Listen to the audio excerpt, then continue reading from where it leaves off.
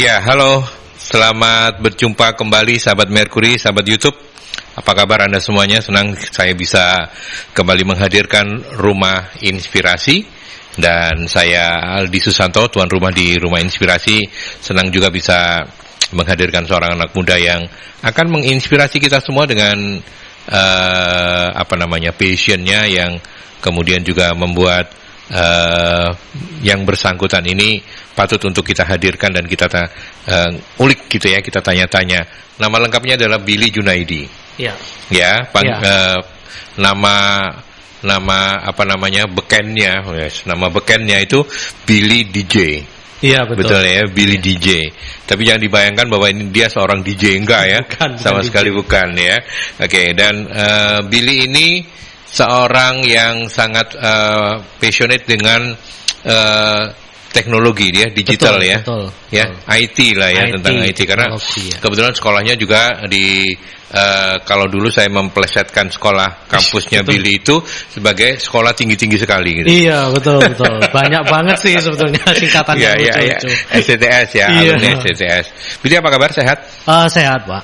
Sehat ya? Iya, sehat selalu ya. Sehat, Mas. Oke, baik. Dan hari ini kita akan ngobrol-ngobrol tentang ya bagaimana seorang Billy di masa kecil, dan kemudian kalau boleh tahu sekarang kegiatannya apa, Bill? Lebih banyak. Saya kegiatan sehari-hari saya biasanya kalau pagi sampai siang itu ngonten ya. Jadi ngontennya itu bisa di YouTube, bisa di TikTok, bisa di Instagram.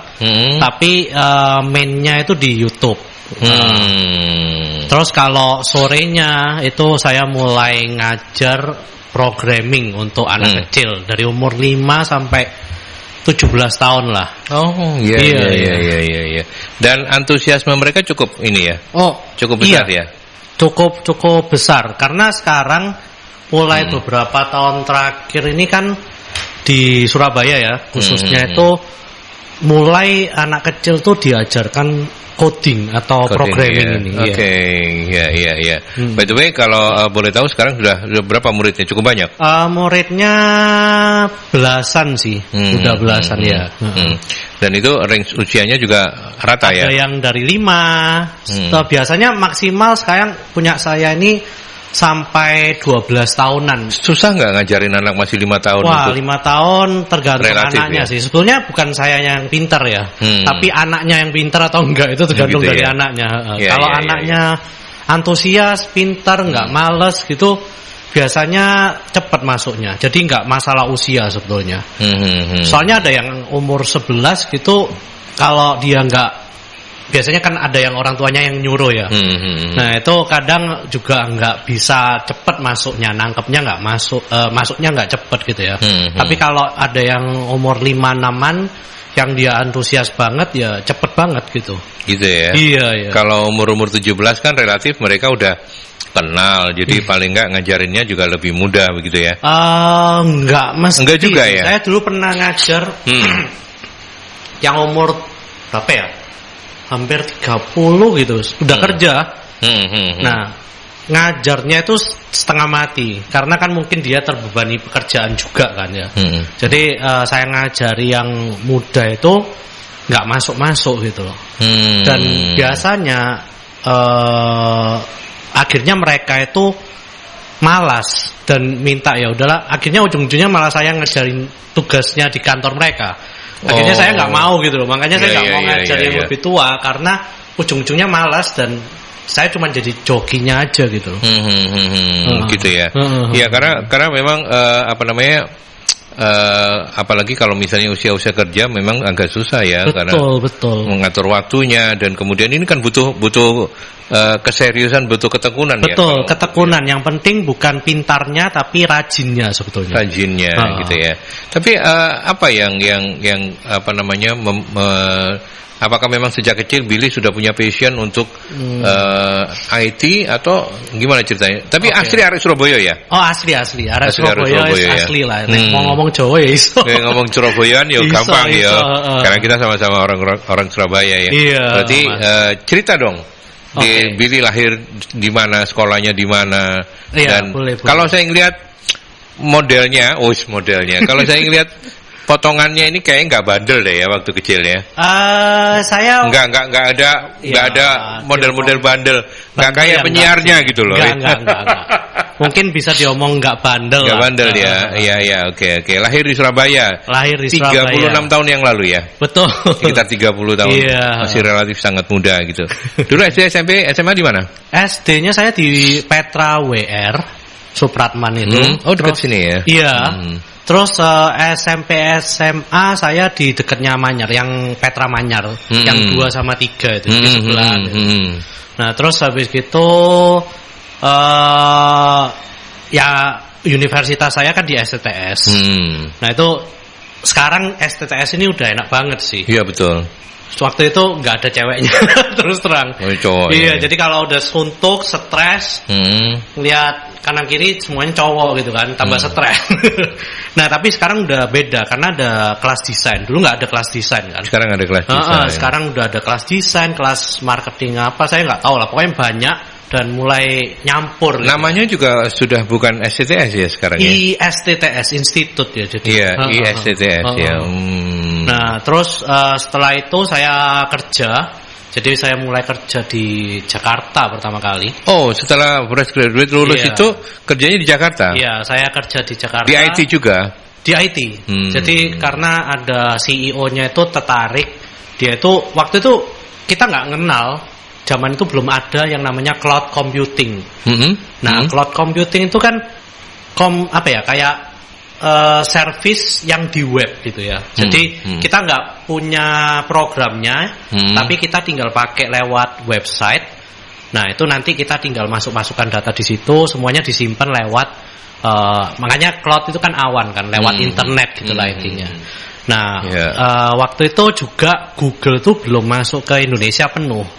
Jadi kayak Google yang email. Tahun berapa itu, Bill? Itu 2010 itu. 2010 ya? Masih jadi CEO-nya itu pingin saya supaya bisa integrasikan semua cloud computing tuh di perusahaannya itu. Nah, akhirnya saya ya udahlah, saya bantu, saya ke Jakarta waktu itu 3 tahun. 3 tahun ya? Cukup lama ya? Iya, cukup lama sampai akhirnya banjir. Banjir. Iya, saya pernah banjir. Iya, waktu itu nggak banjir sampai 3 tahun kan. Terus di Kemayoran tuh aman, Mas. Sampai akhirnya dia banjir itu parah. Jadi saya mau pergi kerja itu kan. Waktu itu saya ngekos. Orang kosnya itu ngomong, udah kamu nggak usah kerja aja. Ini banjir, ini bakalan banjir. Ini banjir. Gak percaya saya kan. Saya tetap keluar. Melangkah, loh kok sampai dengkul. Akhirnya balik. Terus habis itu mati lampu. Mati lampu sampai saya kan waktu itu ngekosnya di lantai bawah itu kan. Sampai airnya itu masuk di kamar saya itu. Oh. Jadi 3 lengkap hari. Sudah penderitaannya ya. 3 hari lampu mati, nggak ada listrik, banjir, hujan terus. Waktu itu parah-parahnya. Jadi di saya daerah mana itu? Di Kemayoran. Di Kemayoran ya. Tahun berapa itu, Bill? 2013 itu. 2013 ya. Awal tahun ya, kalau nggak salah. Itu sampai masuk berita. Nah, terus 3 hari, saya bayangkan 3 hari nggak ada aktivitas. Terus kalau mau makan mau apa gimana? Nah, saya nggak tahu ya ini apakah saya sering berdoa atau apa.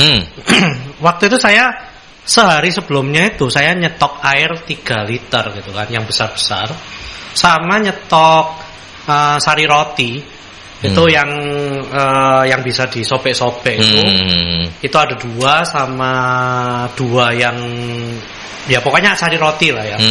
Lumayan banyak. Soalnya waktu itu saya pikir ya udahlah sekalian beli gitu loh. Nah, terus habis itu ya udah, karena saya tahu wah ini kok matinya nggak hidup 1 hari nggak hidup, terus tambah naik terus ya. Saya makannya itu sampai 1 sisir doang. Jadi saya sobek eman-eman gitu ya, eman-eman ya. Karena saya kan takut ya kalau tiba-tiba kalau nggak ada makanan ntar gimana gitu. Nah, terus minumnya pun jarang karena apa? Karena kita nggak gerak dan kita nggak bisa buang air besar atau kecil.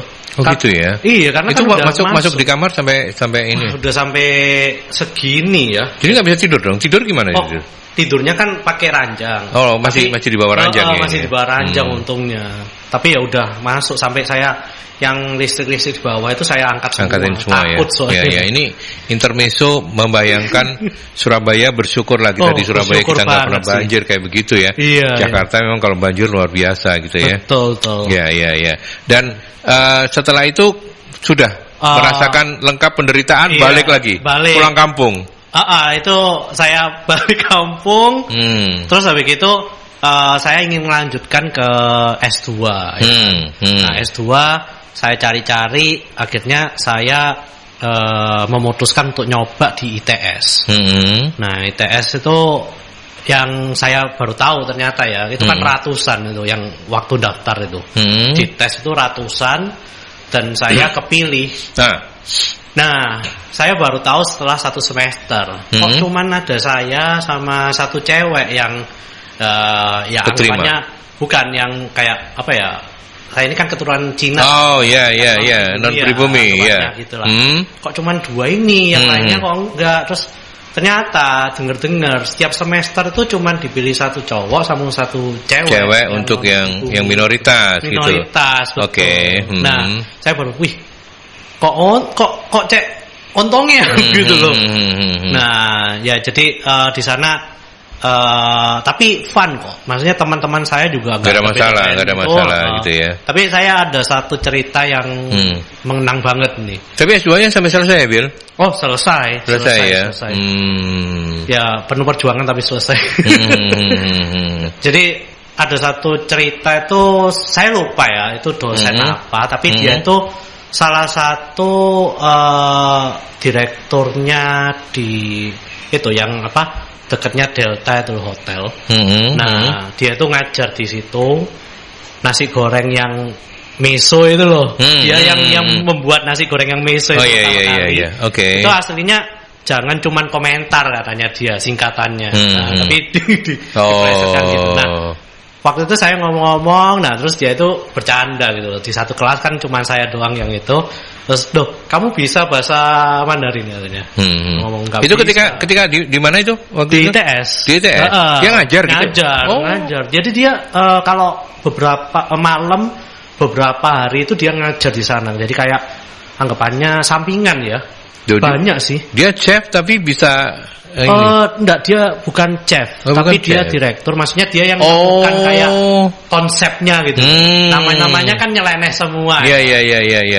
Oke. Nah, dia ngajar apa waktu itu? Saya lupa, kalau nggak salah marketing sih. Bukan IT ya, bukan. Ya. Karena itu saya ngambilnya IT, tapi diajari kayak lebih ke manajemennya. Nah, terus dia tanya saya, kamu bisa Mandarin nggak? Ngomong nggak bisa. Padahal bisa. Nggak bisa. Nggak bisa ya. Iya, terus habis itu dia ngomong, wah kamu ini ternyata cuman casingnya doang. Tapi ketawa semua kan satu. Ya itu. Jadi ya, tapi ITS oke sih. ITS oke ya. Oke, bagus banget nah. Ya terus habis itu setelah saya lulus saya kerja lagi kan. Saya pernah kerja di itu Food Panda. Kalau tahu nggak tahu ya pasti. Nggak tahu. Apa jadi itu? Sebelumnya ada Gojek itu, Mas. Dulu itu ada yang namanya Food Panda. Food Panda itu ya jasa kayak antar makanan ya. Iya. Singapura terkenal banget. Khusus makanan ya, bukan passenger, bukan penumpang ya. Bukan, makanan. Makanan ya, food jadi, ya. Jadi kayak misalnya kalian pesan lewat aplikasi, ya kayak sekarang ini Gojek ini loh. Kayak sekarang tapi GoFood. Nah, ya kayak foodnya doang. Betul. Ya. Bukan dokumen, bukan apa juga. Bukan. Saya kerja jadi yang kayak apa ya? Datang ke restorannya untuk nawarkan nih loh, kita ada jasa untuk antar makanan, pembagian hasil begini. Nah, waktu itu saya zamannya nggak ada GoFood, nggak ada Grab, setengah mati Mas, nawarin 1 orang itu kayak nawarin asuransi gitu ya. Oh gitu ya. Jadi pertama dia sampai, ini pembagiannya berapa? Gini sampai hotel itu, padahal pembagiannya sebetulnya cukup oke ya, bahkan lebih bagus daripada mungkin yang sekarang gitu. Nah. Terus habis gitu ada aplikasinya juga, kita sudah mengenalkan. Nah sampai kalau nggak salah 1 tahunan Nah itu saya keluar gitu. Tapi waktu itu setengah mati nawarinnya. Iya, karena di marketing ya waktu itu. Betul. Ya. Iya. Nah terus setelah itu saya lanjut coba untuk, saya bahkan pernah kerja di hotel Newgate Grand Park itu juga pernah. Terus coba untuk ke perusahaan startup waktu itu belum ada namanya, itu juga pernah. Akhirnya saya memutuskan untuk kerja sendiri sih. Ya, tahun berapa itu akhirnya setelah melanglang buana? 2018, 2019 kalau baru salah. Ya. Baru itu. Anda lulus dari itu setelah lulus S2 ya, ketika di ini ya, marketing di apa tadi itu setelah S2-nya selesai ya? Iya, betul.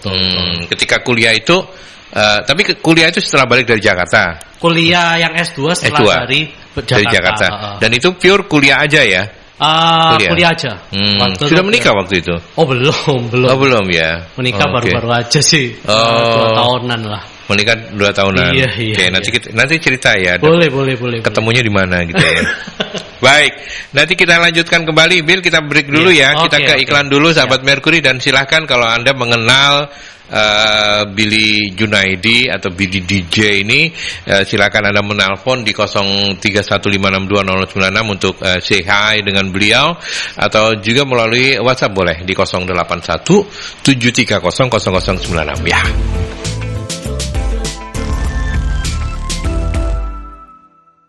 Kita masih di Rumah Inspirasi dan tamu saya masih Billy DJ, Billy Junaidi yang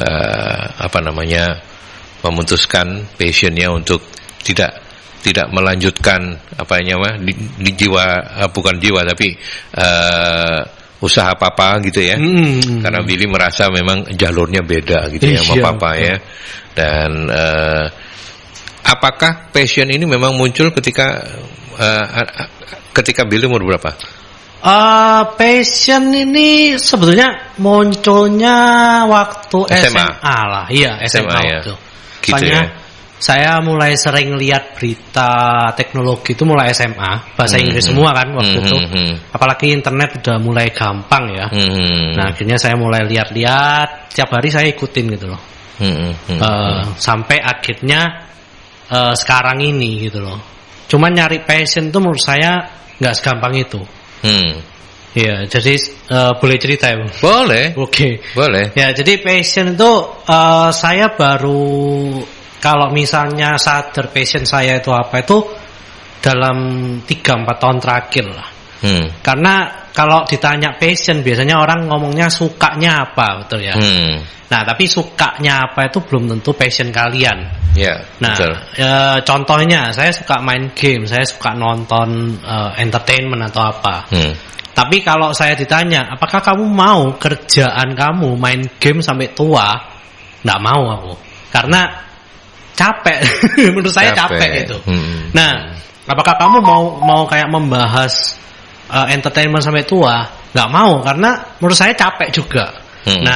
Kenapa kok saya milihnya ke teknologi? Karena menurut saya, kalau saya tanya diri saya sekarang, kira-kira passionmu ini bisa nggak, maksudnya jadi kerjaan kamu?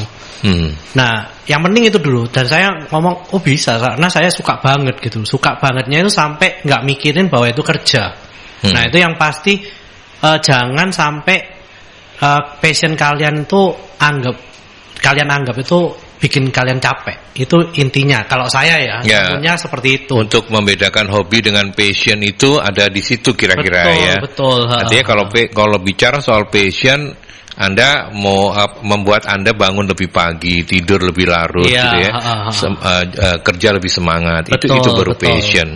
Beda sama hobi gitu ya. Nah, kalau sampai hari ini dengan segala pencapaian dengan dari pendidikan formal dan lain sebagainya, dengan segala pengalamannya, kalau cita-cita besar Billy yang pingin diraih, mumpung umurnya kan masih relatif masih sangat muda gitu ya.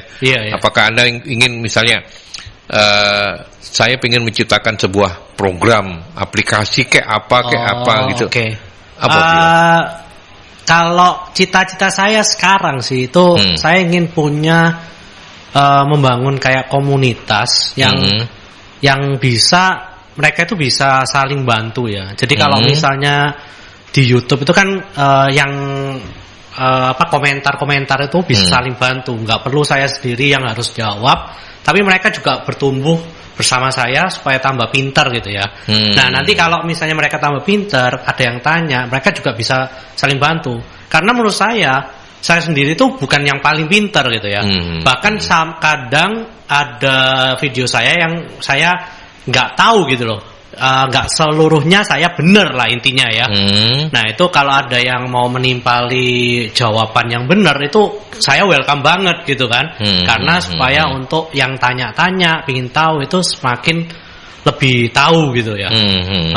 Jadi itu sama ya mungkin itu sama menyampaikan berita sih. Karena kalau di Indonesia sendiri ini kan banyak YouTube yang teknologi, tapi mereka itu jarang menyampaikan berita, lebih ke review. Jadi barang baru review gitu doang. Kalau Billy memilih konten YouTube-nya untuk menyampaikan lebih ke perkembangan betul teknologi IT terbaru ya. Iya, betul. Misalnya seperti apa?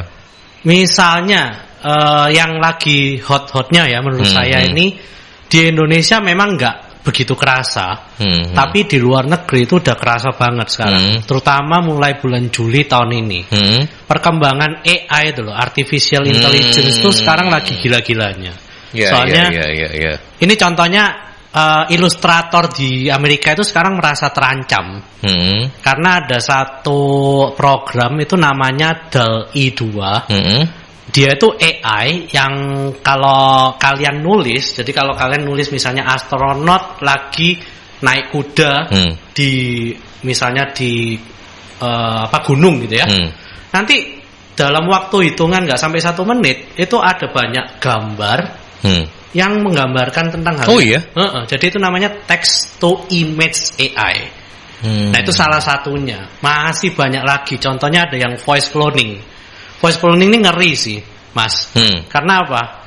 Ini yang bikin Nvidia sama ada satu program baru namanya Descript itu. Nah itu bisa ngomong. Jadi misalnya Mas Aldi ngomong ya.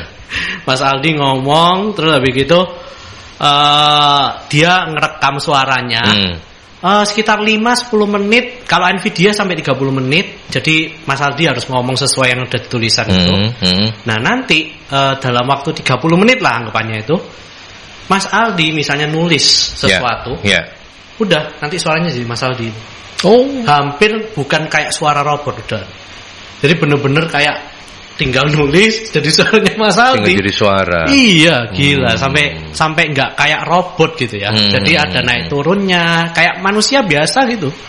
Jadi di training dia, di machine learning, terus dipelajari oleh AI-nya. Nanti AI-nya ini bisa ngeluarin suara persis seperti itu. Iya. Masalahnya ya, Bill, ya. Orang kita ini kan selalu memang bukan hanya teknologi dalam banyak hal ya. Kalau itu belum kepepet gitu, orang menganggap nggak penting gitu ya. Betul. Berarti kan pilihan Anda ini pilihan yang istilahnya idealis banget gitu ya. Artinya kan kalau sekarang orang berlomba-lomba, tapi ini bagus buat saya, ini bukan salah, buat saya ini bagus. Nah itu yang nanti saya akan tanyakan ke Anda. Misalnya sekarang banyak orang bikin konten di YouTube itu kan sesuatu yang bahkan latah gitu ya. Ini lagi seru, semua orang pada bikin itu. Nanti trennya apa lagi, ganti lagi. Tapi kalau Anda kan enggak ya, kekeh aja gitu ya. Saya kekeh karena memang saya ada tujuannya itu kan.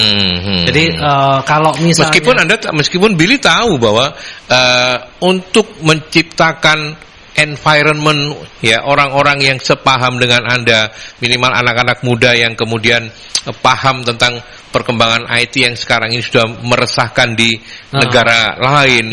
Itu tidak mudah ya? Nggak mudah banget. Bahkan banyak yang nggak tahu sebetulnya sih. Iya, kalau Billy ngomong dengan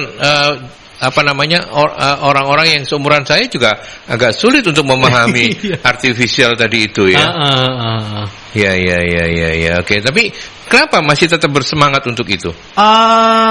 Saya semangatnya sih, jadi apa ya? Kalau misalnya kita passion tuh bukan tujuan akhirnya bukan ke uang ya. Maksudnya kalau passion kita jangan tujuannya uang, karena kalau uangnya nggak dapat kita kecewa. Iya, betul. Kalau kamu misal, aku mau kerjanya kayak gini, ternyata uangnya dikit, apa nggak dapat sama sekali. Ya kecewa kita. Frustrasi ya lama-lama ya. Frustrasi, akhirnya males dan selesai. Diem sampai di sana doang.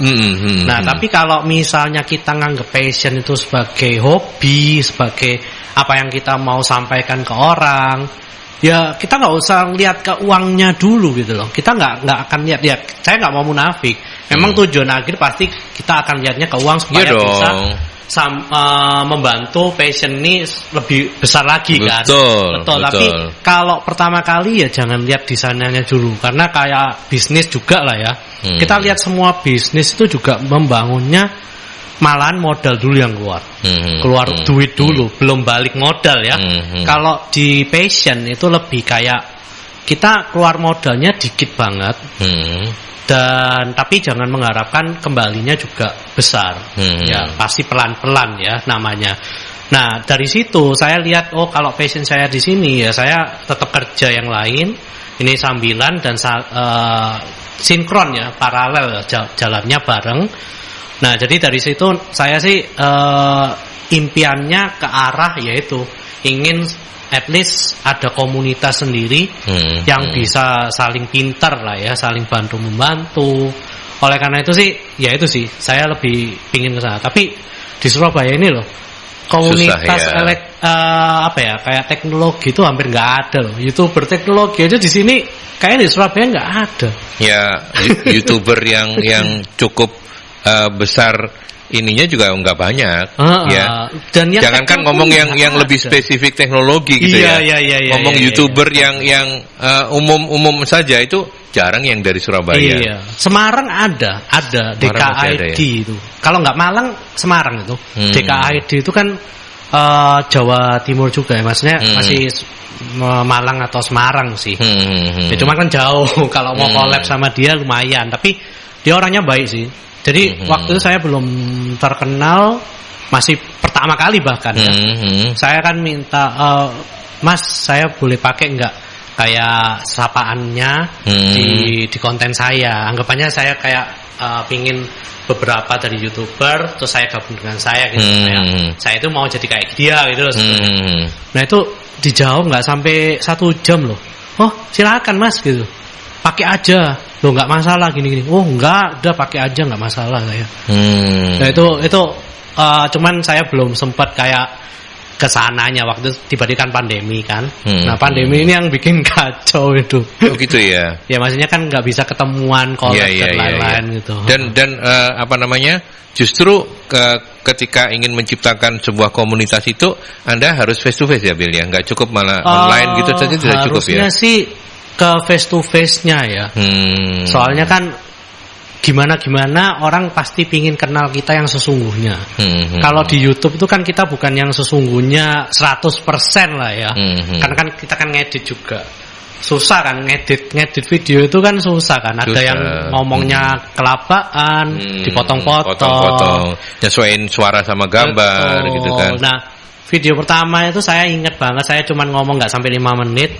Syutingnya itu 30 menit. Oh, iya. Itu gila itu, sampai salah. Begitu ngomong dikit, wah kok salah, ngulang lagi sampai 30 menit, padahal nggak sampai 5 menit. Iya. Kalau sekarang sudah konsisten ya? Sekarang udah konten saya itu cukup konsisten. Kalau bisa sih 1 minggu itu minimal 1, kalau bisa 2 saya usahakan 2. Soalnya saya juga konten di TikTok juga, kadang-kadang juga YouTube Shorts.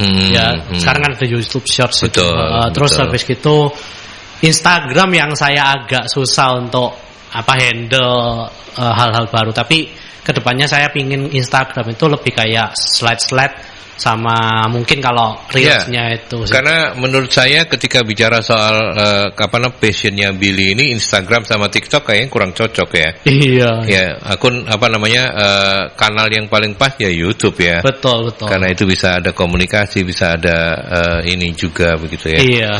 Seberapa jauh keinginan Anda kecapek sampai hari ini, Bill, kalau untuk ngomong Surabaya?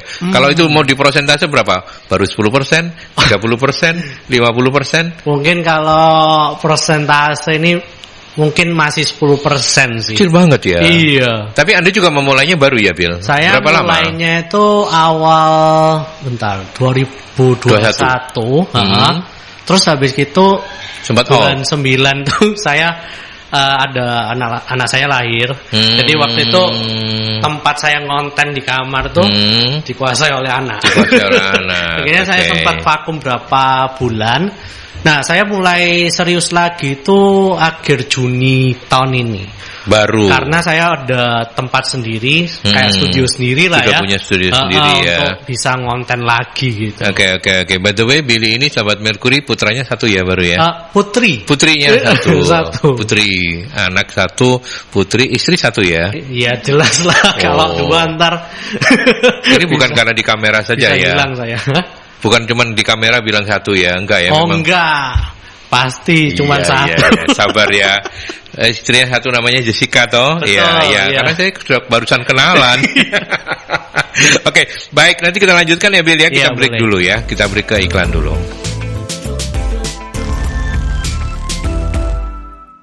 Waktu kita nggak kerasa ngobrol-ngobrol santainya ini sudah harus sampai pada menjawab sahabat-sahabat Mercury. Terima kasih untuk Mas Denny dan juga ada Mbak Mita, ada Ibu Dewi juga.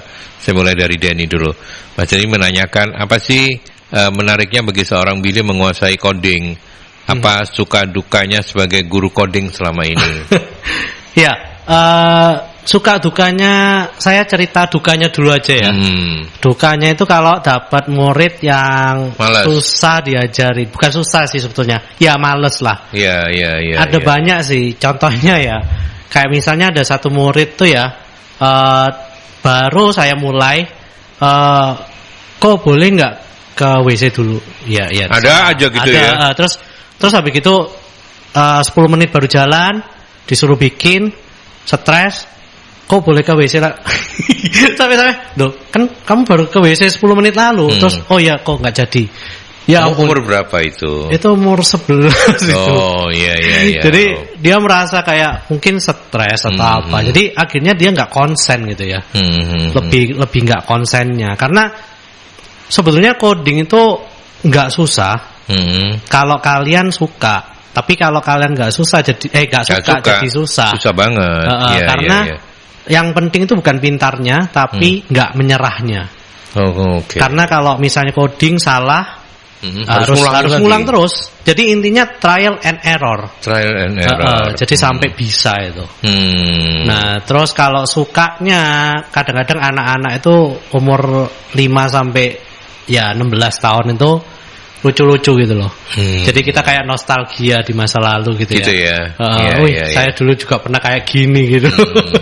Tapi gitu. saya membayangkan Billy ini guru yang sabar, suami yang setia gitu ya. Iya. Oh iya loh, bilang iya loh dia. Tapi iya memang. Sabar ya kayaknya kamu ya. Sabar ya. Jadi seneng murid-muridnya dong ya. Iya. Itu Mas Denny ya, pengalaman Billy. Dan kemudian kita ke Mbak Mita. Ke depan sebagai YouTube Tech Video Creator, apa yang ingin Billy lakukan dan cita-cita terbesar yang ingin dicapainya apa? Tadi sih kita ngobrol off air ya. Tapi monggo silakan sekarang, ada yang kepo juga, ada Mbak Mita, Bu Mita yang ingin tahu. Ya, ke depannya sih sebetulnya saya sekarang ini lagi nyari komunitas ya. YouTuber yang ada di Surabaya. Karena saya pingin collab sebetulnya dengan mereka. Kalau bisa sih memang teknologi, tapi kalau nggak bisa pun, at least saya punya satu komunitas yang bisa diajak rundingan, ngobrol-ngobrol, ketemu-ketemu, terus nantinya bisa collab, entah collabnya apa terserah lah intinya gitu. Tapi di Surabaya ini kan agak susah gitu nyarinya. Nah, oleh karena itu tujuan yang paling pendeknya itu. Tapi untuk tujuan jangka panjangnya saya ingin punya komunitas yang teknologi sendiri yang di Surabaya yang bisa bahas tentang teknologi dan komunitasnya pintar gitu ya. Bukan kayak pintar komentar doang, tapi bisa bantu orang yang misalnya tanya-tanya di komen saya di YouTube, mereka juga bisa jawab dan bisa saling kenalan dan bisa saling tukar inspirasi lah ya. Ya, seperti itu. Nah, sebenarnya YouTube itu memang YouTuber tuh maksudnya lebih banyak yang seperti ini ya. Jangan kayak sekarang lah ya. Ada yang buzzernya si A, buzzernya si B itu kan. Iya, itu pusing. Itu, waduh, banyak banget loh. Apalagi mendekati tahun politik ya. Betul, toh. Dan itu luar biasa. Jadi akun-akun itu apa? Jadi namanya macam-macam gitu. Dan tadi saya juga sempat ngobrol-ngobrol sama Mas Kobili tentang apa namanya ada konten idealis, ada konten yang memang dipakai untuk cari duit dong ya. Monetize lah ya. Monetize ya, karena kan Jessica dan putrinya kan juga nggak mungkin dibayar dengan konten YouTube kan, atau bukan dibayar aminnya dibayar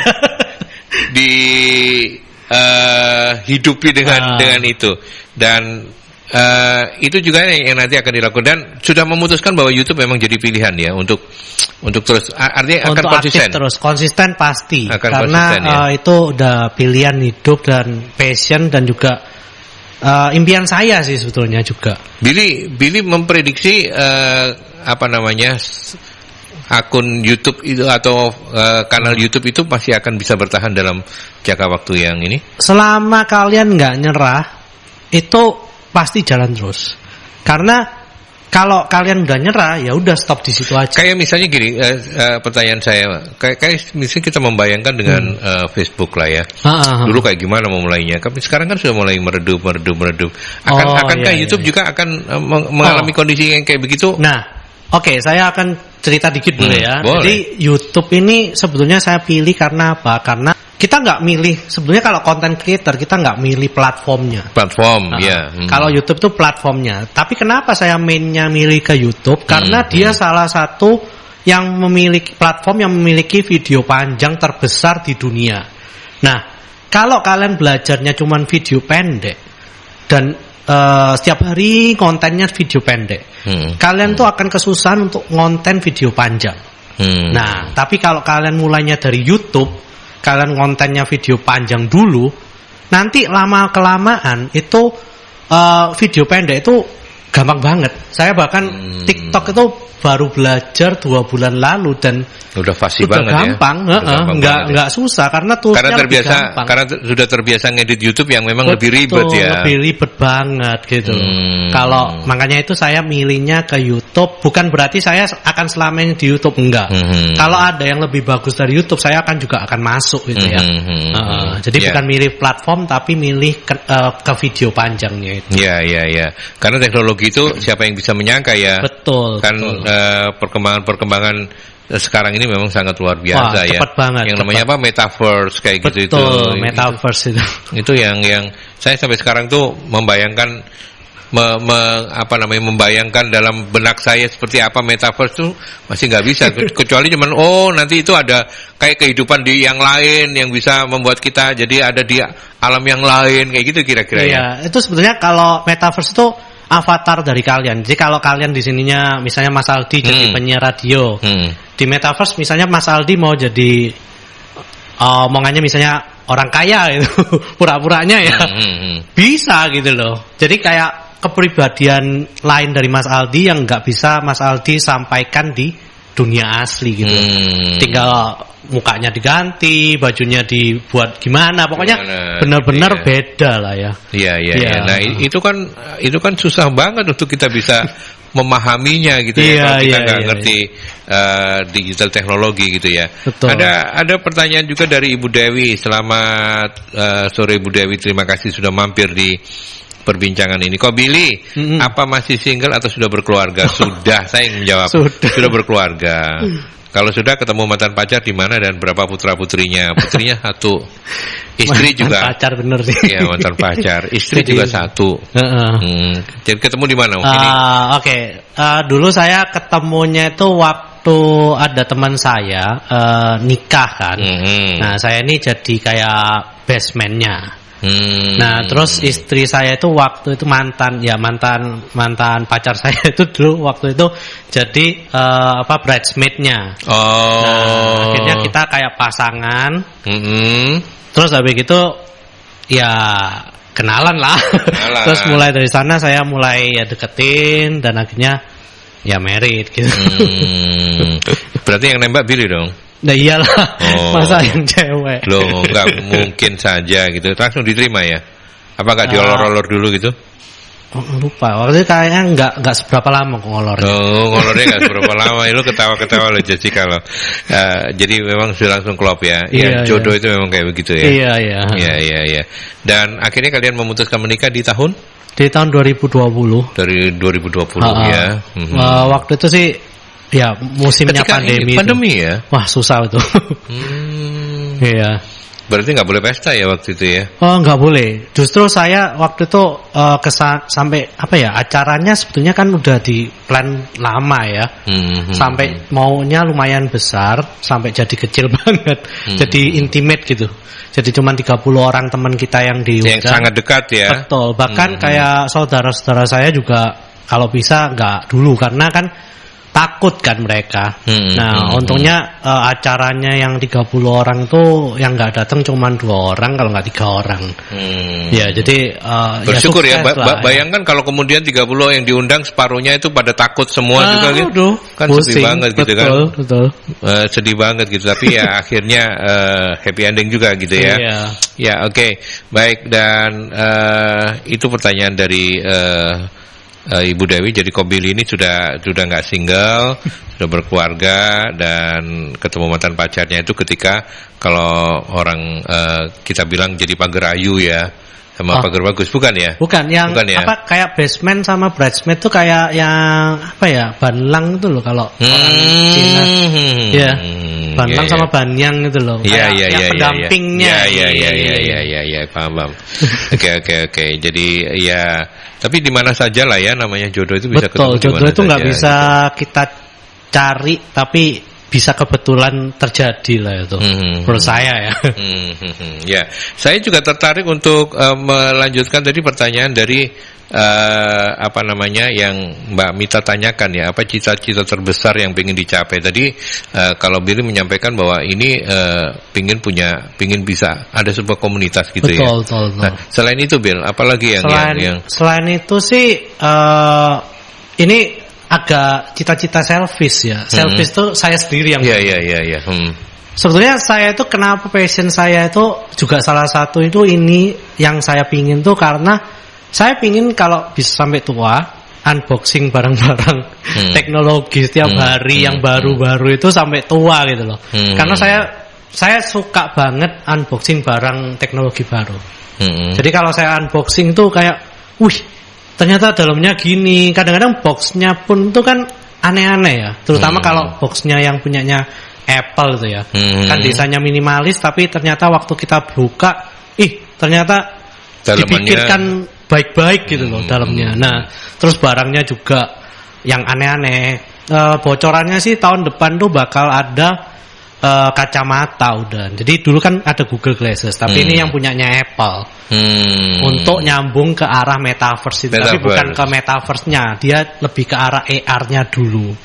Tapi bocorannya bulan Januari. Tapi saya nggak tahu apakah bocoran yang dari luar negeri itu benar atau enggak. Kadang-kadang soalnya 80% tuh kalau nggak ada gula kan nggak ada semut ya. Nah ini udah ada gulanya gitu loh. Nah semutnya ini yang ngomong-ngomong katanya, ini ada gula di sana nih gitu. Nah jadi seperti itu sih. Jadi kan keren banget ya kalau misalnya kita tiap hari bisa lihat barang baru, teknologi baru setiap hari. Ya itu salah satu cita-cita saya yang paling besar itu nantinya ke sana sih. Ya, dan kemudian kalau kita bicara soal teknologi ya, informasi itu kan berkembang terus ya Billy ya. Betul. Berarti Billy juga nggak boleh berhenti untuk terus. Nggak boleh. Bahkan Ya bahkan tiap hari itu saya lihatnya berita dari luar negeri, YouTuber dari Indonesia dan luar negeri, itu harus tetap dilihat terus, harus diikuti perkembangannya. Iya, gitu ya. Dan profesi-profesi kayak Billy gini ini kan saya membayangkan saya yang Jessica nggak mau hadir di sini. Ini kan kutu buku gitu. Dan ada sisi-sisi ini ya. Anda ngerasa ada sisi-sisi romantisnya nggak sih seorang Billy Junaidi ini? Waduh, saya mau jawab bingung. Karena kan kalau dari sisi suami ya kita merasa ada saat kita tapi romantis, kan tapi kan gini misalnya ada karena apa? Karena saya senang datang bawain Jessica bunga kayak atau apa gitu. Tapi kalau Billy enggak ya kayaknya datang bawain cerita. Iki mau tak review kayak gini nih. Kira-kira kayak begitu ya. Saya lebih kayak romantisnya itu mungkin bisa dibilang jarang, tapi kalau waktu saya romantis, saya benar-benar romantisnya, maksudnya nggak benar-benar ngasih gitu ya intinya. Soalnya ya katanya sih kata istri saya dulu lebih romantis daripada sekarang. Setelah ngonten jadi nggak romantis kali ya. Ya mungkin. Karena waktunya habis ya. Hati-hati loh, nanti habis gini katanya ngontennya sudah punya ruangan studio sendiri, jangan nggak keluar dari studionya. Keluar masih ingat kok. Masih ingat. Ya? Kalau udah terlalu malam, sebelum terlalu malam saya udah keluar dulu. Ya, karena itu penting juga. Penting gitu ya. Ya, oke. Bill, kalau boleh menanyakan karena ini adalah perjalanan rumah inspirasi. Apa yang paling Anda ingat dari didikan orang tua buat Billy? Apa arti orang tua buat Billy sehingga membuat Anda, apalagi anak tunggal ya, biasanya kan anak tunggal tuh disayang-sayang banget gitu kan. Nah dulu gimana dulu? Ya orang tua sih support banget ya. Jadi yang saya ingat tuh adalah support dari orang tua.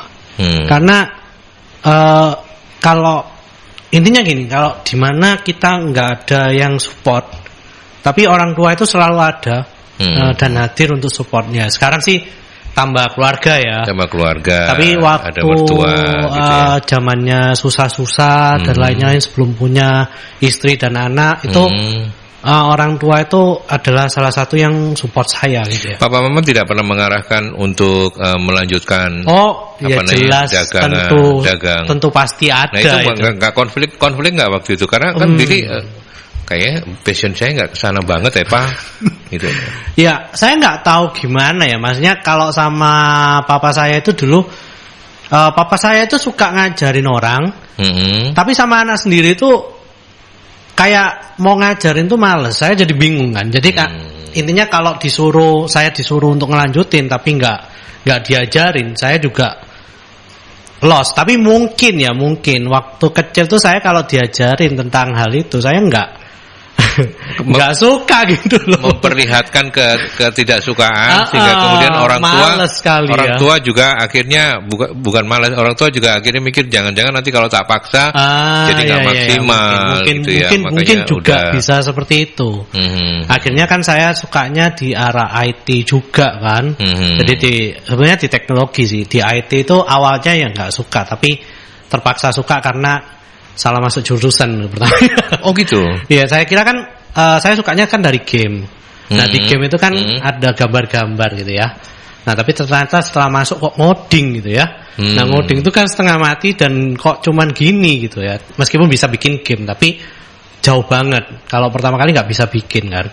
Nah, dari sana jadi level Billy itu sekarang udah bikin game sendiri dulu sangat bisa ya. Bikin game sendiri dulu waktu di kuliah sih bikin, tapi kalau di kerjaan saya tuh kerja sama orang pun atau kerja sendiri bikinin aplikasi atau yang di handphone Android itu bisa. Jadi sampai levelnya udah sampai di sana. Udah sih. Bisa ya. Kalau game soalnya engine-nya beda, mesti belajar engine itu. Oh gitu. Lebih apa? Lebih ada lebih satu ribet. engine ya bantuan. Lebih ribet lah kalau. Lebih ribet ya. Oh justru malah bikin game tuh lebih ribet daripada bikin game itu aplikasi banyak banget yang dibikinin, gambar, suara, animasi. Ya kan engine-nya baru codingnya. Baru coding. Codingnya itu cuma setengahnya, sisanya itu yang suara dan lain-lainnya itu kan butuh orang lain. Saya kalau nggak bisa sendiri gitu. Kalau aplikasi? Kalau aplikasi gampang kan, tinggal kamu maunya apa, dicatat, ya udah tampilannya seperti ini, ya udah ditiru aja. Tinggal kita bikin codingnya. Jauh lebih gampang kalau aplikasi. Lebih gampang, gitu ya. Oke. Baik. Waktu kita sudah cukup ya. Ternyata nggak kerasa ya ngobrol sama Billy Junaidi. Senang. Bill, kita tutup dengan closing statement ya Rumah Inspirasi ini, dan apa kemudian tips Anda atau apa saran Anda atau apapun lah namanya, whatever lah, kepada anak-anak muda terutama yang nanti akan menonton perbincangan kita ini di akun YouTube-nya Mercury, untuk lebih bisa menyukai apa namanya IT gitu ya. Passion atau IT-nya. Oke. Jadi kalau kalian punya passion terhadap apapun ya, itu kalian kalau bisa mulainya sih sebelum umur 20. Nah, terus kalau ada yang ngomong, jangan mulai itulah. Itu jangan kalian dengarkan. Karena kalian masih muda. Apalagi saya ini kan udah umur 36 ya. Saya mulainya 34. Coba saya waktu itu mulainya umur 20-an, itu pasti lebih jauh dari sekarang. Lebih maksimal. Betul. Gitu ya. Nah, jadi kalau kalian masih muda sebelum umur 20, kalian cari dulu passion kalian apa, langsung temukan, langsung kalian lakukan, jangan dengar orang lain. Yang penting tetap jalan, karena kalian masih muda dan ada waktu banyak untuk mengejar passion kalian itu. Gitu. Jadi iya, mungkin seperti itu sih. Oke, baik. Saya berharap bahwa setahun, 2 tahun atau beberapa selang waktu lagi ketemu dengan Anda, Anda sudah bisa membawa sebuah karya yang luar biasa. Amin. Saya berdoa untuk itu. Tapi terima kasih sudah memenuhi undangan kami di Rumah Inspirasi sama-sama. Ya, Bill ya. Makasih juga udah diundang ke Radio Mercury ini. Baik, sehat-sehat terus ya, Bill. Iya, sehat Salam juga untuk semuanya. orang tua dan keluarga. Iya, makasih Mas Aldi. Oke, baik, terima kasih. Sahabat Mercury, sampai di sini perbincangan saya dengan Billy Junaidi, anak muda yang luar biasa ini, yang punya passion yang terus akan dikejarnya, dan ini bisa menjadi sebuah inspirasi yang mestinya lebih banyak anak-anak muda yang mendalami ini, karena Indonesia juga pastinya akan butuh soal itu. Terima kasih banyak sudah menonton, sudah mendengarkan program Rumah Inspirasi. Saya Aldi mohon pamit, kita ketemu di Rumah Inspirasi selanjutnya. Sampai jumpa. Bye.